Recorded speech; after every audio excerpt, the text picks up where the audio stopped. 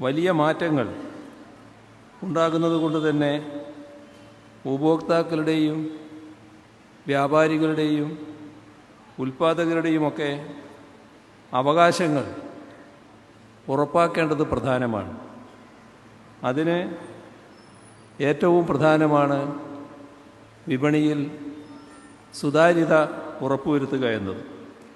വിതരണക്കാരുടെ ശൃംഖല സൃഷ്ടിച്ച് ഉൽപ്പന്നങ്ങളും സേവനങ്ങളും നേരിട്ട് ഉപഭോക്താക്കളിൽ എത്തിക്കുന്ന രീതിയാണ് ഡയറക്ട് സെല്ലിംഗ്. ഉപഭോക്തൃ സംരക്ഷണം മുൻനിർത്തി ഡയറക്ട് സെല്ലിംഗ് രംഗത്തെ ചതിക്കുഴികൾ തടയുകയാണ് സർക്കാർ ലക്ഷ്യം. നിയമാനുസൃതം പ്രവർത്തിക്കുന്ന കമ്പനികൾക്ക് ആവശ്യമായ സഹായങ്ങൾ ചെയ്യുകയും നിയമവിരുദ്ധമായി പ്രവർത്തിക്കുന്നവർക്കെതിരെ കർശന നിയമ നടപടികൾ സ്വീകരിക്കുകയും ചെയ്യും. ഇതു സംബന്ധിച്ച ബോധവൽക്കരണ വീഡിയോകളുടെ പ്രകാശനവും മുഖ്യമന്ത്രി നിർവഹിച്ചു.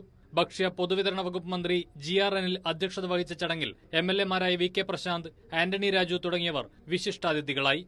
കൈരളി ന്യൂസ്, തിരുവനന്തപുരം.